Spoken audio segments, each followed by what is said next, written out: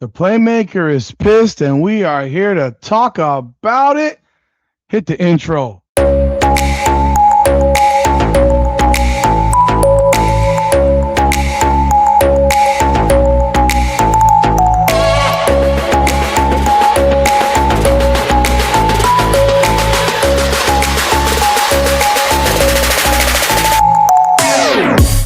Welcome back, everyone, to another edition of Hurricanes Unfiltered, powered by Come On Now, the podcast. I am your host, Rudy Rodriguez Shomont.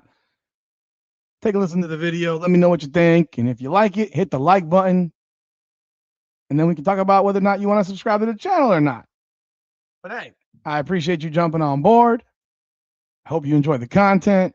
This video is about Michael Irvin and his commentary about the Rueben Bain draft situation back on Thursday of last week when Rueben Bain fell to number 15. But Michael Irvin had a lot to say about what actually happened. He was completely outraged and rightfully so. And we're going to show you that video, and then we're going to give you some commentary and our opinion on it. Because this is how it goes every time a Miami Hurricane player gets drafted. Nowadays, they find a way to try to take a dump on him. But if you're not aware of it by now, please check out our new platform, Hurricanes Unfiltered. We have Hurricanes Unfiltered within the Come On Now podcast, but we're building Hurricanes Unfiltered in its own platform. So do me a favor, go on over there. We'll be doing collabs with the channel to get everyone over there, but it's at Hurricanes Unfiltered. So please do subscribe to that channel because we are going to grow that bad boy and have it as its own platform as long as everything goes to plan. So let's jump in on the video right here. Let's take a look. Here is Michael Irvin, who is not happy. Not happy at all. Here's Michael Irvin, and listen to what he had to say. And I must say this, Dan. These mother brothers out here, they don't ever stop trying to somehow, some way assault us. And what I watched ESPN do yesterday was an assault on a young man from Miami, and it was absolutely classless and uncalled for. When Rueben Bain's name got called, this is the greatest moment, one of the greatest moments of your life. You're going to look back at this tape all the time and watch when you got drafted that year you got drafted. In ESPN, these when he was walking, Dan, did you see the info bar? It had his arm length. I said, are you shitting me? Are you shit? You mean that you're supposed to have a highlight here, not a low light, not something that everybody's been talking about that has made this man value fall down. You saw what him and his family was going through. I was like, oh my God, man, that's insane. That was just incredible. And I thought it was so classless of them to do that. How many sacks he has? You talk about led his team to a championship game against Indiana. Any positive thing supposed to go on that info bar as he walks into the next phase of his life. And it's supposed to be a happy moment. And ESPN put up some that was garbage to me. There you have it. Michael Irvin said his piece, and I'll echo a lot of what Michael Irvin said. I'm going to be honest, I didn't even notice that until I saw this video in which Michael Irvin talked about it, because I honestly didn't notice it. I was in another room when he actually got drafted. I was at a draft party. I was making a video pissed off at the Miami Dolphins going scorched earth. I let him have it on my Instagram channel, and as I'm in the other room, I hear Rueben Bain being drafted. I didn't even see him make the walk past. I never even saw the mirror thing. I didn't even get out there to see the TV until he was already about to be on the stage. So I missed all of that. And the crazy thing is that's exactly what you're supposed to put at man's highlights.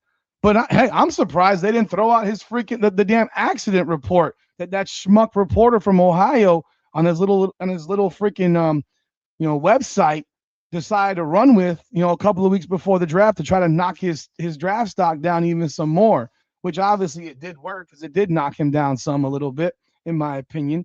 I mean, they went after Rueben Bain like I've never seen anybody else. You saw homeboy Cassius Howell from Texas A&M, who has shorter arms than Rueben Bain, and I know he didn't get drafted as high as Rueben Bain did, but you never heard them diminish Cassius Howell as a D end, outside linebacker going up against offensive tackles, the way they try to knock down Rueben Bain, as if Rueben Bain's film didn't show you the type of player he was the entire season, beating, you know, offensive tackles like it was, breakfast time for him. The guy dominated people all season long, and they chose instead to use this type of statistic, this measurement of his arm length.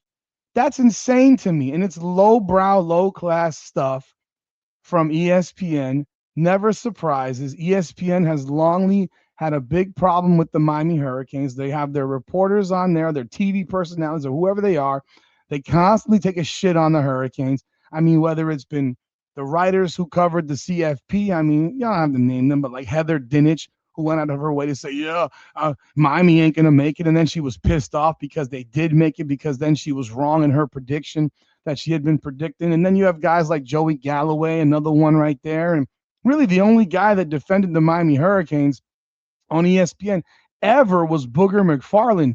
The vast majority of these dudes were just taking a dump on the Canes all season long. So to see them take a dump on Rueben Bain is not exactly surprising.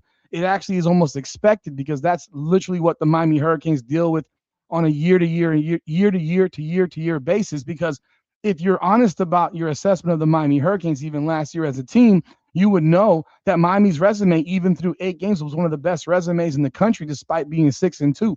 So as a 2-loss team, the Miami Hurricanes should have been the highest ranked 2-loss team, because they actually did beat Notre Dame in a head-to-head game. And it doesn't matter that the game took place, 8 weeks ago or 10 weeks ago. Through 8 games, they had the best resume and had the most ranked, or some of the most ranked wins at the time of the game than anybody in the country. I mean, literally. And yet somehow they start off the damn CFP ranked like 10 spots behind Notre Dame. I mean, it's ridiculous. Right behind teams that haven't beaten a ranked opponent the entire season, right behind teams that have lost 2 games to bad competition. I mean, it's almost comical how they flip the narrative and make it sound like SMU was a bad football team, or that Louisville was a bad football team, when in fact Louisville, when we got into the first CFP ranking, was ranked in the top 14 or something like that. They were a 7-1 football team. A 7-1 football team, and they beat us by 3. Yeah, it sucked. We didn't like losing the game, but it wasn't like we lost to some bum-ass team. It's football, man. People win, people lose. But yet then when someone like Alabama loses to Florida State by 17, as a double-digit favorite, and to an unranked Florida State team that ended up, being absolutely terrible, and Miami beat that same Florida State team in the same building, was beating them by 25 points at the end of the third quarter, that magically gets forgotten because of the constant favoritism that ESPN has for the SEC and even the Big Ten. They march to that drum. They march to their bosses. They bow down and say, yes, we will rank the SEC teams, even if they lose, or a Texas who gets beaten up by Florida, a Florida team that stunk, a Florida team that Miami smacked, when they were still ranked, in fact. But that's how it goes. So yeah, none of this stuff surprises me. And yet it's a constant need to diminish Miami Hurricane football players. I mean, they do it constantly. It's over and over and over and over again.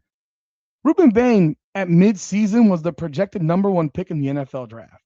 Midseason. You can go back and look. A lot of people had him a projected number 1 overall pick in the draft. Nobody had Fernando Mendoza there. If Fernando Mendoza doesn't win the national championship, no one, heck, if Fernando Mendoza doesn't beat Ohio State, you think Fernando Mendoza's number 1 overall pick in the draft? Probably not. Probably not.